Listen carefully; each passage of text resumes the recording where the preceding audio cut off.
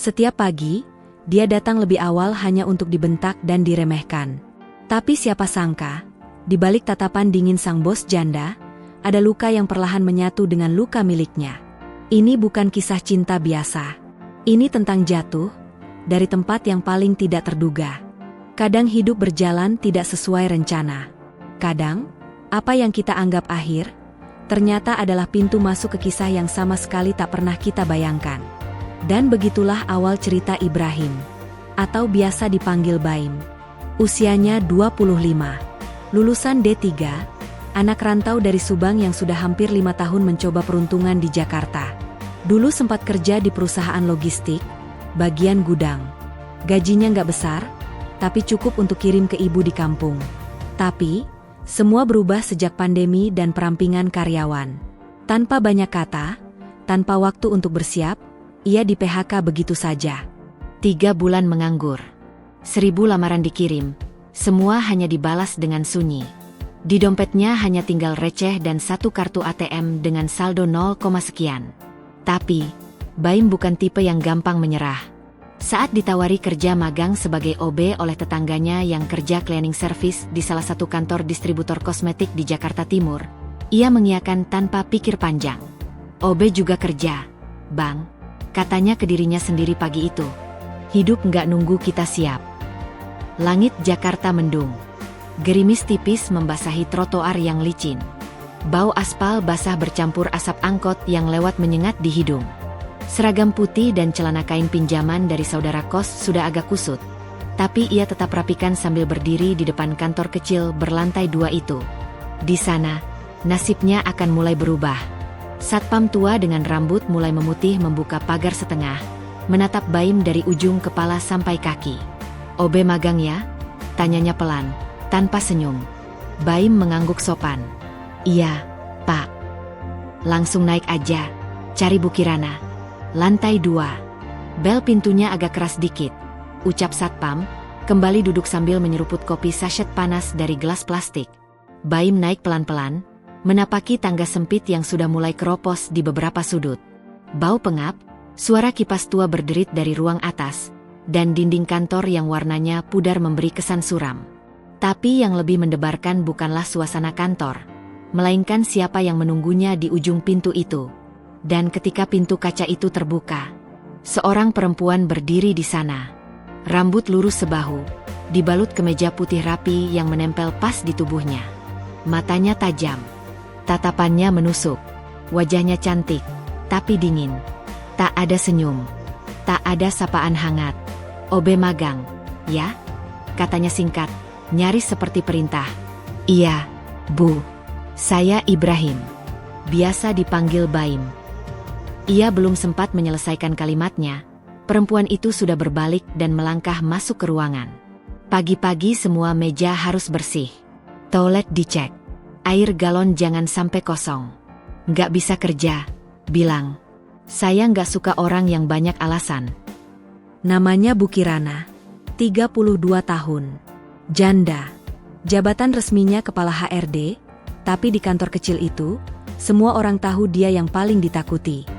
Ketegasannya sudah seperti legenda. Semua karyawan, bahkan manajer sekalipun, jarang berani membantah. Bukan karena marahnya keras, tapi karena cara diamnya bisa membuat orang merasa tidak berguna. Dan sejak hari pertama, Baim sudah mendapat tempat istimewa di mata Bu Kirana. Kenapa pelnya licin gini? Mau bikin orang jatuh. Itu sudut pojok masih ada debu. Mata kamu buat apa? Kalau kopi terlalu manis, kamu pikir saya ini anak kecil. Setiap hari, ada saja yang salah. Dan setiap hari, Baim hanya mengangguk. Kadang tersenyum kecil. Kadang menahan napas. Tapi tak sekalipun ia melawan. Bukan karena takut, tapi karena ia tahu, hidup tak akan pernah lunak pada orang yang sudah jatuh. Namun, di balik ketegasan dan kata-kata tajam itu, Baim mulai melihat sesuatu yang lain. Kadang, saat Bu Kirana menatap kosong ke jendela di sore hari, ada kesedihan yang mengendap di matanya. Kadang, saat ia mengambilkan kopi tanpa diminta, Bu Kirana hanya berkata, "Terima kasih," dengan suara yang hampir tak terdengar. Dan di momen-momen kecil itu, Baim merasa ada sesuatu yang patah di dalam diri perempuan itu. Sesuatu yang belum sembuh. Ia tak berniat jatuh cinta. Bahkan mungkin, ia tak pantas berharap.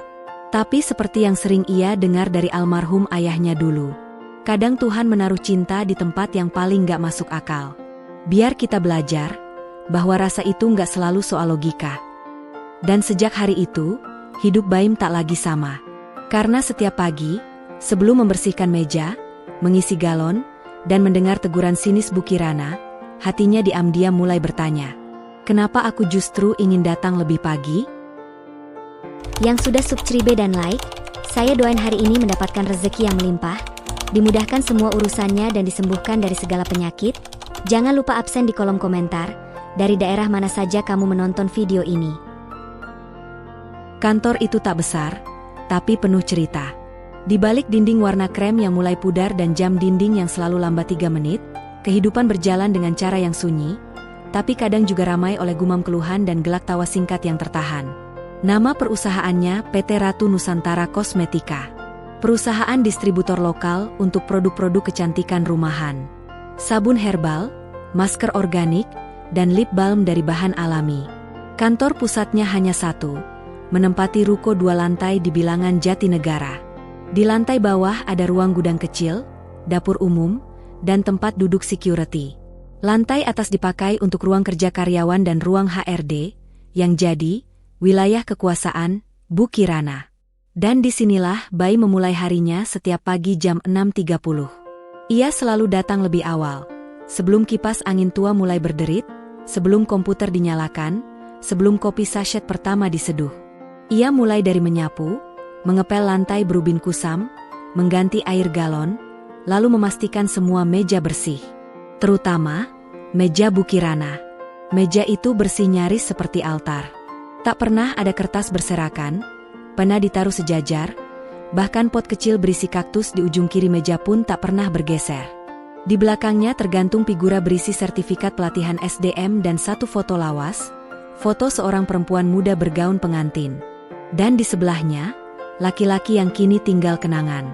Dari mulut karyawan, Baim mulai mengenal cerita-cerita samar soal Bu Kirana. Bahwa dia dulu menikah muda dengan lelaki ambisius, lalu bercerai hanya 2 tahun kemudian karena sang suami berselingkuh. Bahwa setelah itu, dia memilih untuk tidak menikah lagi, dan mengubur dirinya dalam kerja, membangun karir dari bawah hingga jadi kepala HRD. Ibu tuh emang galak, tapi hatinya baik kok.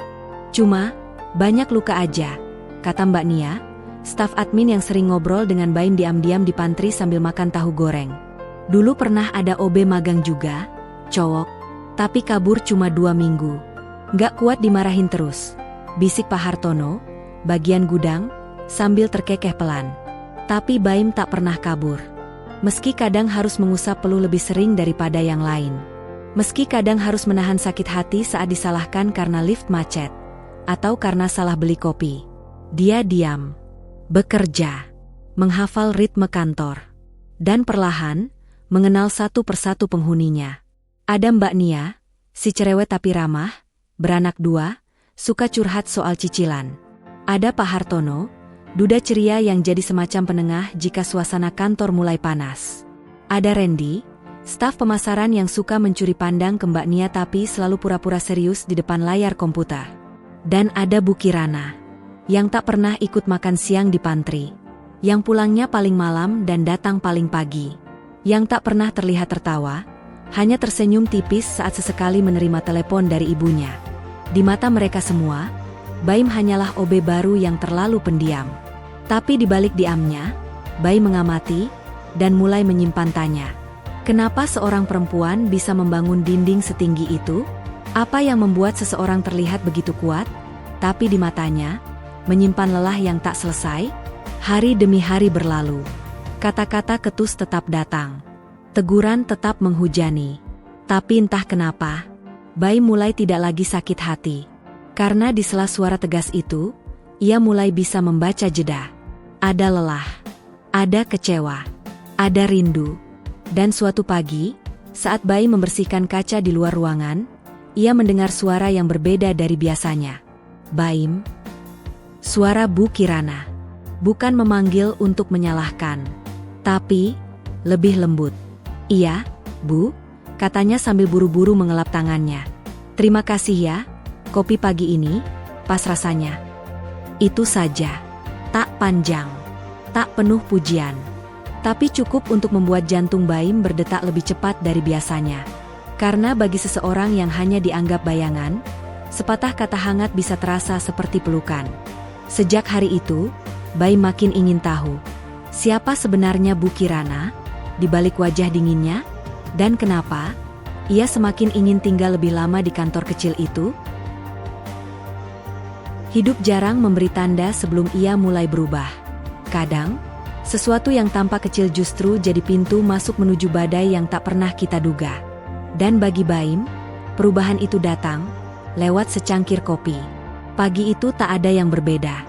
Langit mendung seperti biasa, aroma roti bakar dari warung depan kantor samar-samar terbawa angin ke dalam jendela yang sedikit terbuka.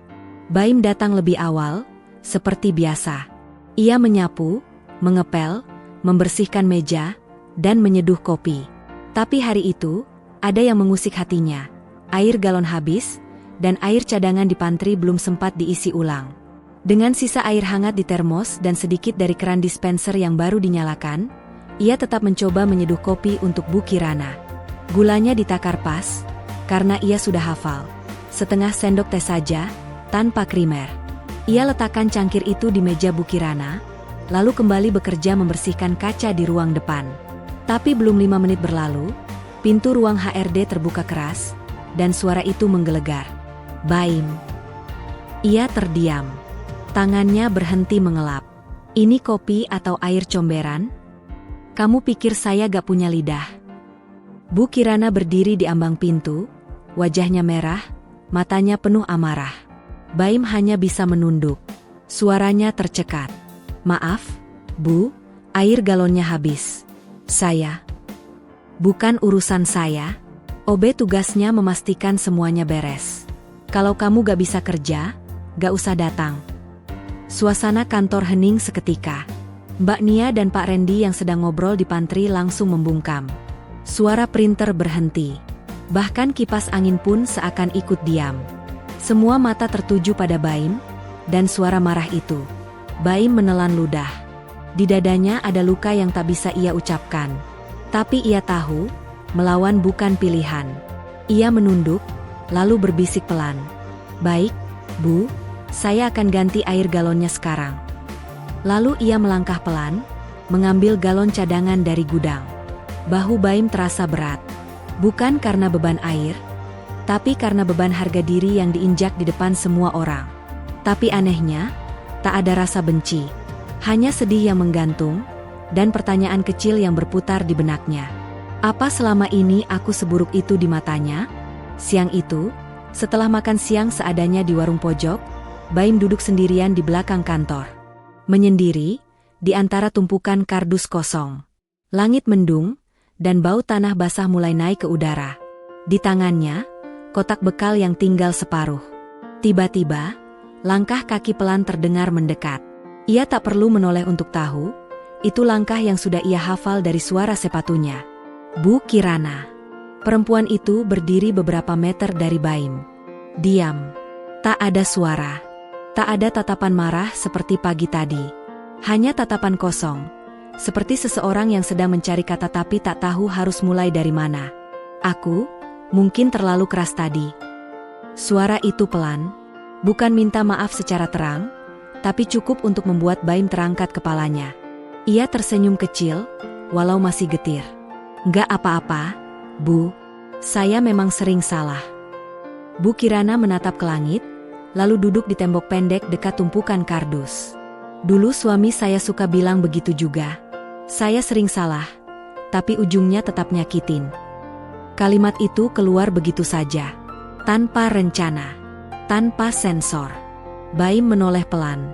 Ia menunggu lanjutan, tapi Bu Kirana hanya menunduk. Itulah titiknya. Hari itu, untuk pertama kalinya, Bu Kirana menyebut masa lalunya dengan suara yang tak penuh kemarahan, tapi kesedihan. Dan Baim, tanpa sadar, mulai melihat sisi lain dari perempuan yang selama ini hanya dikenal lewat bentakan dan perintah. Sore itu, hujan turun. Deras. Dan untuk pertama kalinya sejak ia magang, Bu Kirana tak marah saat Baim duduk di sudut ruangan saat jam kerja. Ia membiarkannya. Bahkan, sesekali mencuri pandang. Di balik jendela yang berkabut, dua jiwa yang sama-sama lelah, sama-sama patah, mulai membuka sedikit celah untuk saling memahami. Dan Baim mulai sadar. Mungkin kemarahan Bu Kirana hanyalah cara tubuhnya bertahan.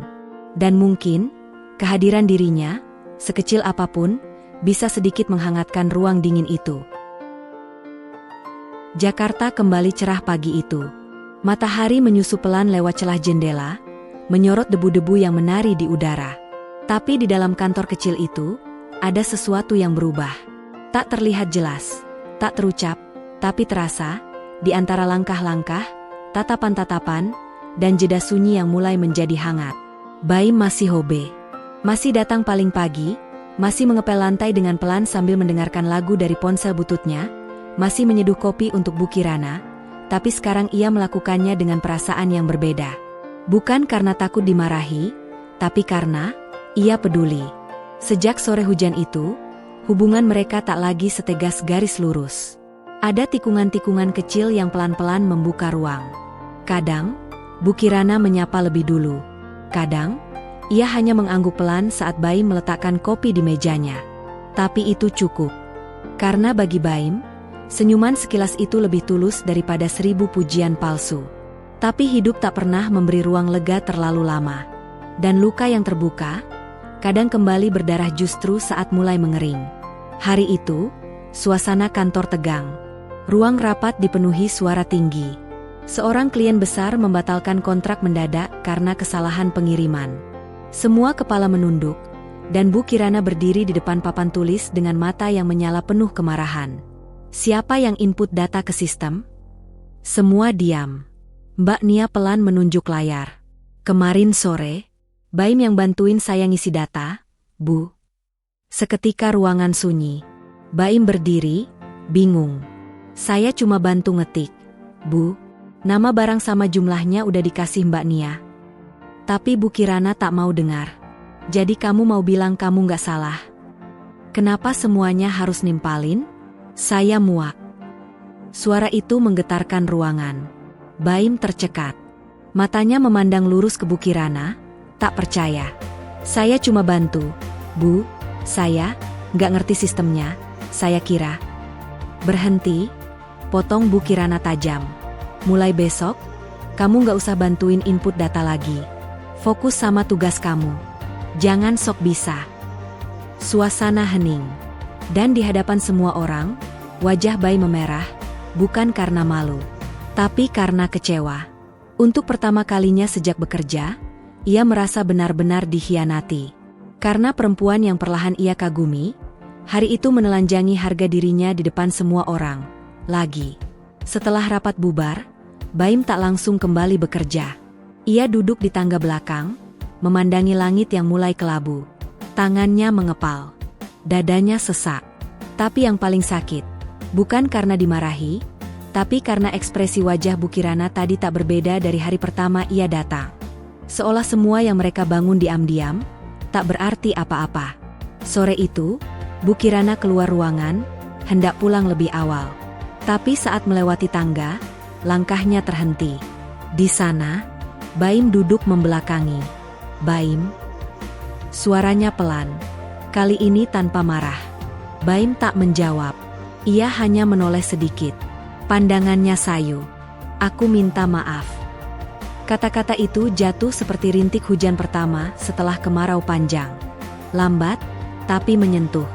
Aku sedang terlalu lelah hari ini, lanjut Bu Kirana. Aku tahu kamu nggak sepenuhnya salah. Tapi kadang, aku melampiaskan pada orang yang nggak seharusnya. Baim menatapnya. Tak ada kemarahan. Hanya luka yang masih basah.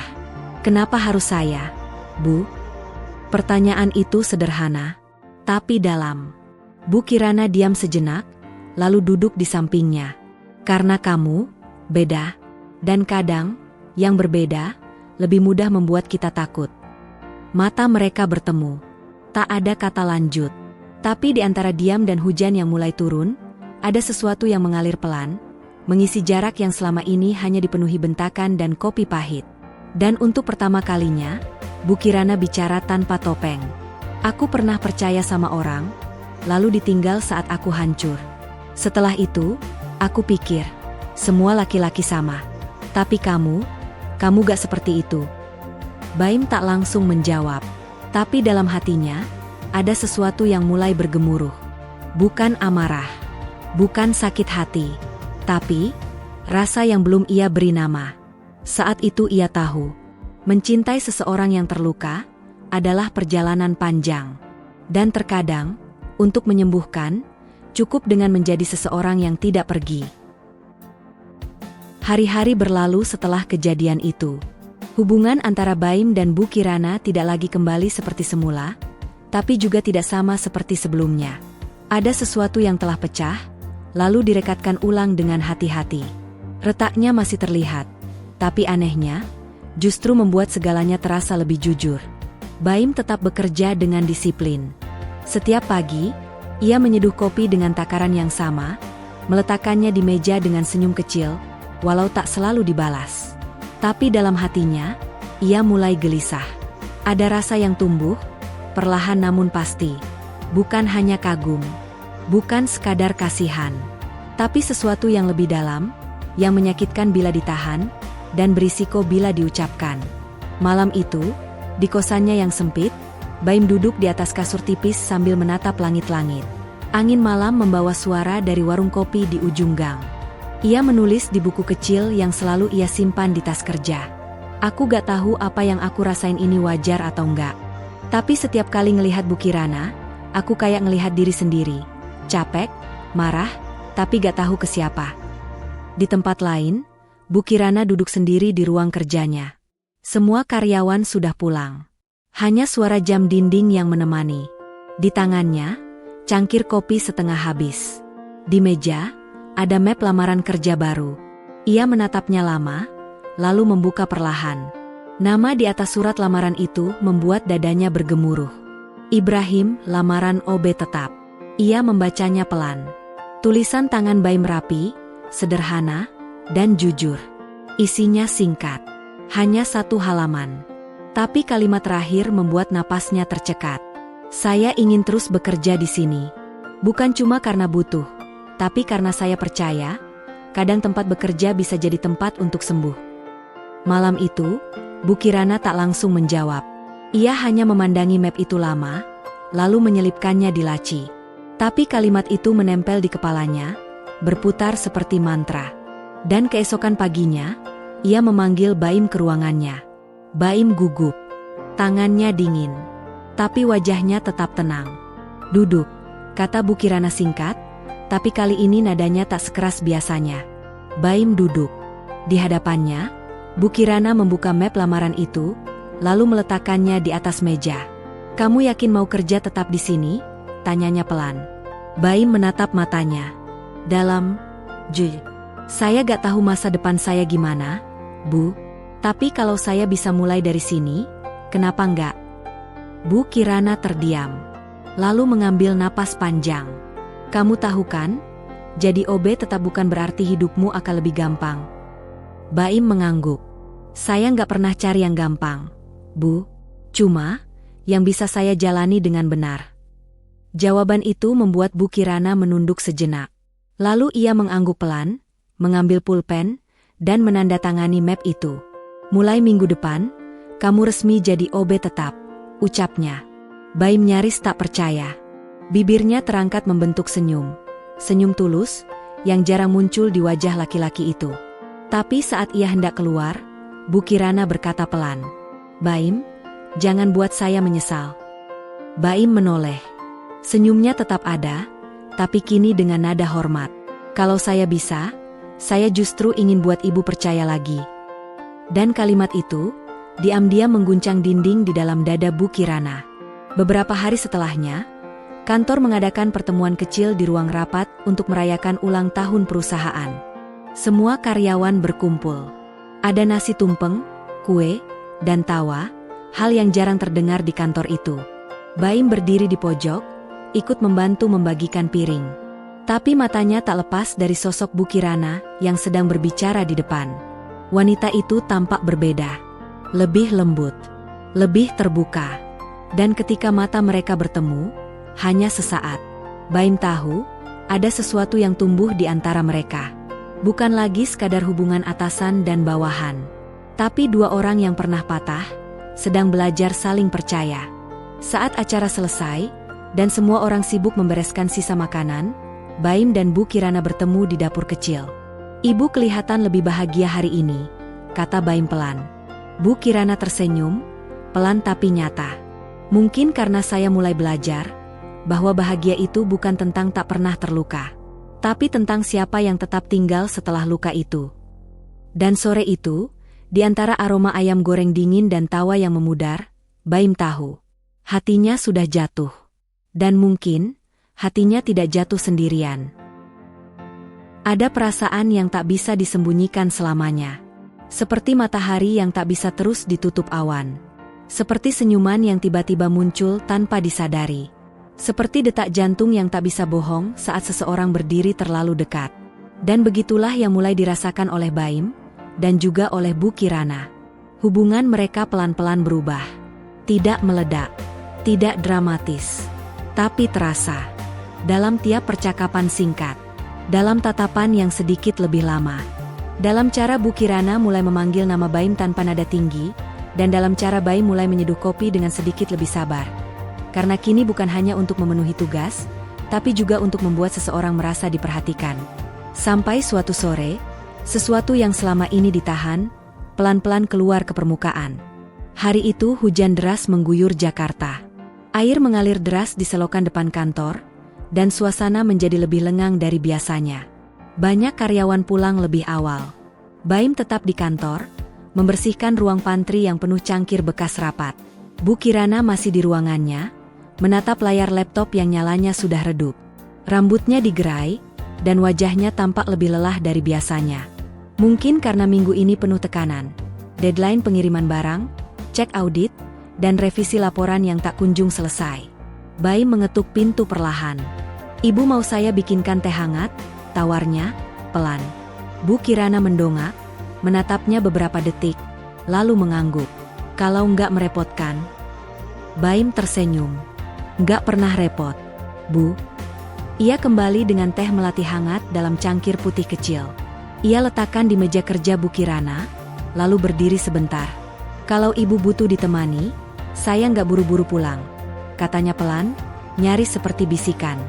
Untuk pertama kalinya, Bu Kirana menatapnya lama. Bukan dengan sorot tajam, tapi dengan sorot yang lembut. Seperti mata seseorang yang baru saja menurunkan beban dari pundaknya.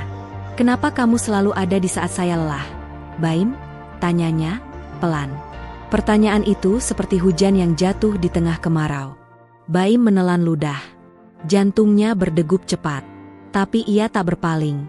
"Mungkin, karena saya tahu rasanya lelah sendirian." Jawaban itu membuat ruangan jadi lebih sunyi dari biasanya. Suara hujan di luar terdengar jelas. Lampu di langit-langit berkedip sebentar.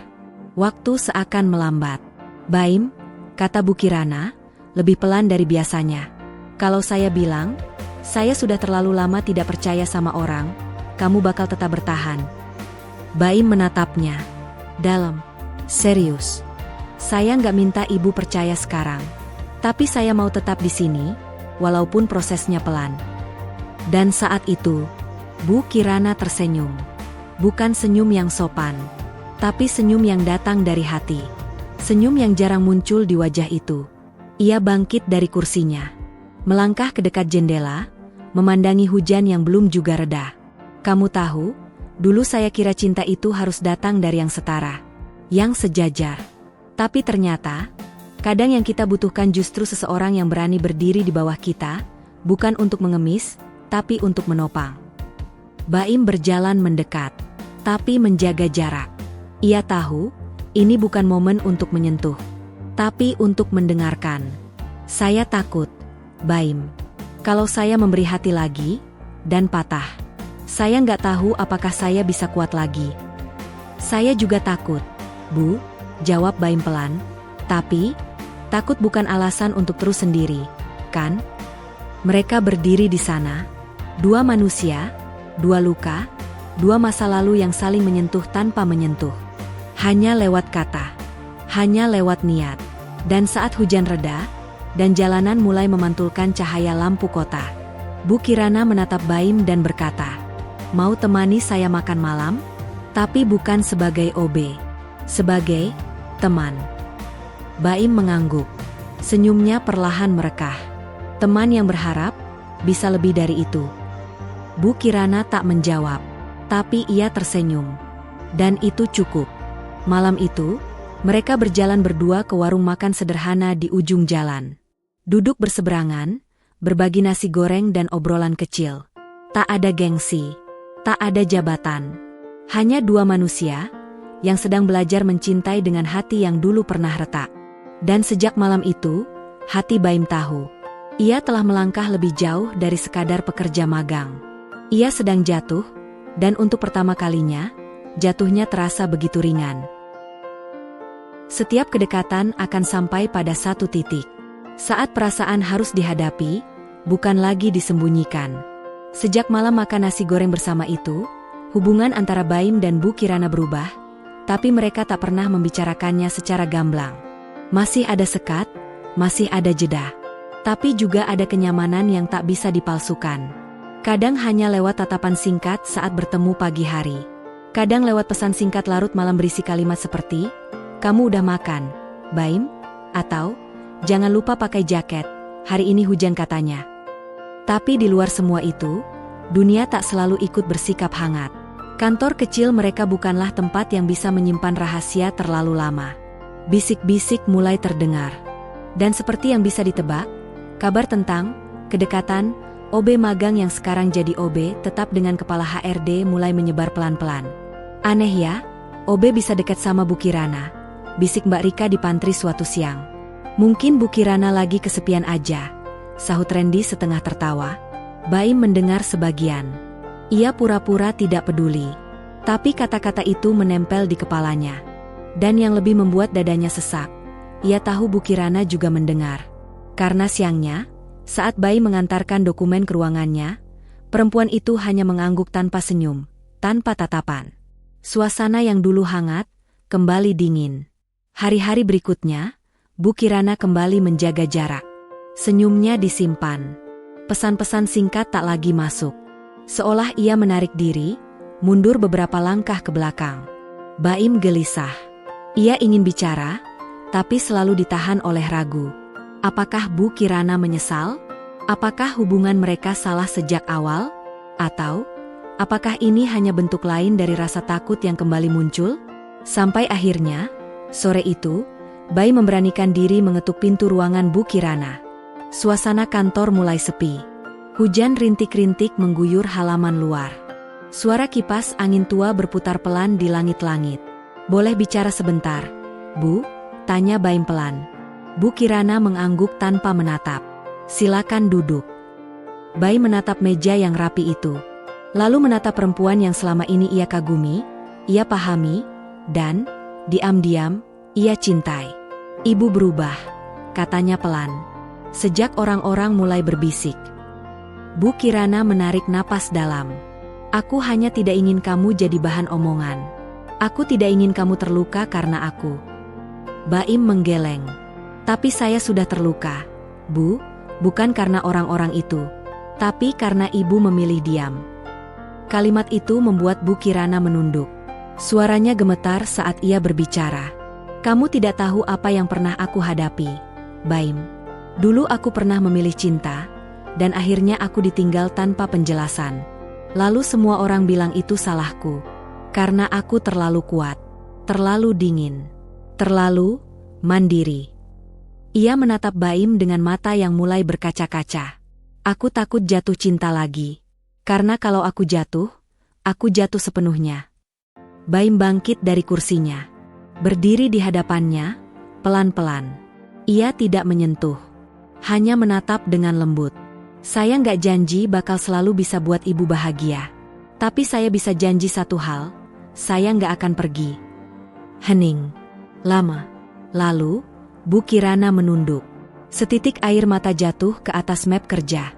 Dan untuk pertama kalinya, ia biarkan dirinya rapuh di hadapan laki-laki yang tak pernah ia sangka bisa mengetuk hatinya.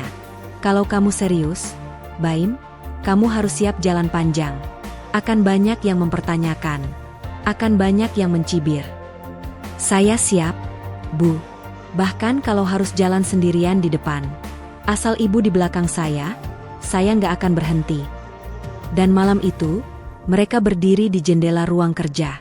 Memandangi lampu kota yang berkedip di kejauhan. Tak ada genggaman tangan.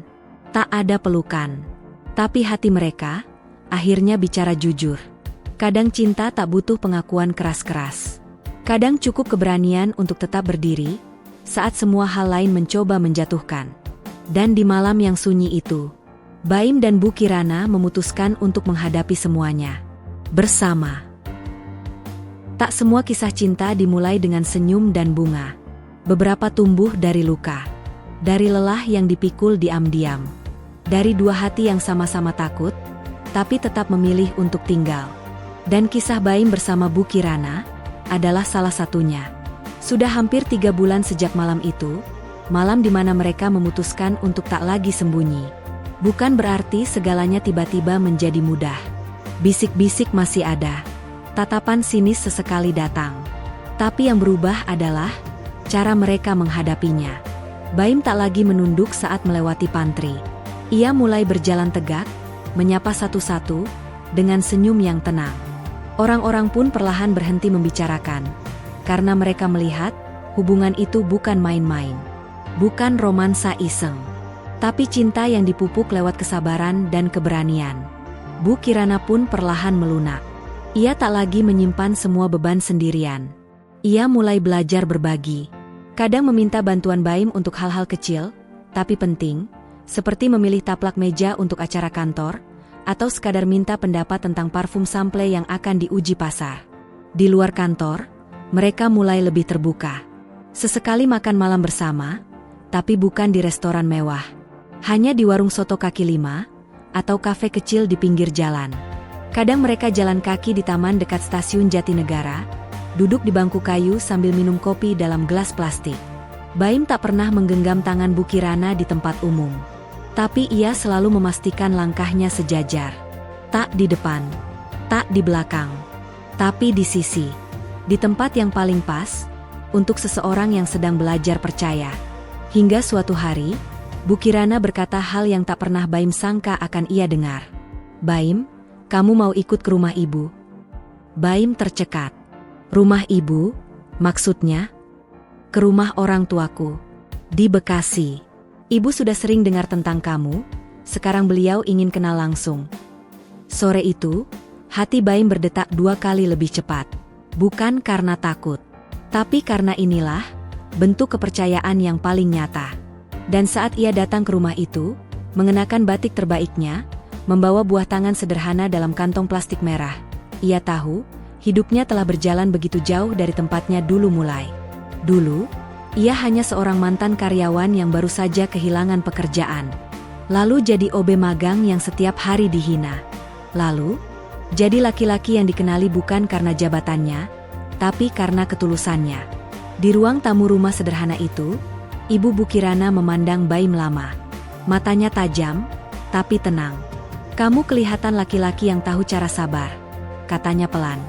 Baim menunduk, tersenyum kecil. Saya cuma gak ingin kehilangan orang yang saya sayang, hanya karena saya diam. Bu Kirana, yang duduk di samping ibunya, tak berkata apa-apa. Tapi senyum di bibirnya cukup menjawab segalanya. 3 bulan kemudian, di kantor PT Ratu Nusantara Kosmetika, suasana sedikit berbeda. Di ruang HRD, meja Bu Kirana tampak lebih hangat. Ada foto kecil di sisi kirinya. Foto dia dan Baim, berdua, mengenakan baju putih sederhana, tersenyum di depan pagar rumah tua berwarna hijau. Dan di bawahnya, tulisan kecil. Kita tak sempurna, tapi kita cukup untuk saling menyembuhkan. Baim masih hobe. Tapi kini ia juga mulai mengelola bagian logistik internal kantor. Bukan karena hubungan pribadinya, tapi karena kerja keras dan disiplin yang tak pernah goyah. Semua orang di kantor mulai menghormatinya. Bahkan yang dulu sinis, kini menyapanya lebih hangat. Hubungan mereka tidak glamor, tidak viral, tapi nyata. Penuh jatuh bangun, tapi juga kejujuran yang tidak banyak orang mampu jaga. Suatu malam, saat hujan turun seperti malam-malam awal mereka dulu, Baim duduk di beranda rumah kontrakan kecil mereka. Ia menulis lagi di buku kecilnya. Ternyata, cinta gak harus datang dari tempat tinggi. Kadang cinta datang dari bawah. Dari lantai yang kita pel, dari meja yang kita bersihkan, dan dari hati yang kita rawat, bahkan ketika kita tahu, itu bukan hati yang mudah dimiliki. Lalu ia menutup bukunya, dan masuk ke rumah. Di sana, di dapur yang masih hangat oleh aroma tumisan bawang putih, Bu Kirana sedang menyiapkan makan malam. Ia menoleh, tersenyum. "Lapar?" tanyanya. Baim hanya mengangguk. Ia tahu, ia tak lagi sendiri. Dan tak akan pernah lagi merasa sendiri. Karena kadang, cinta yang paling kuat, justru tumbuh dari luka yang paling dalam.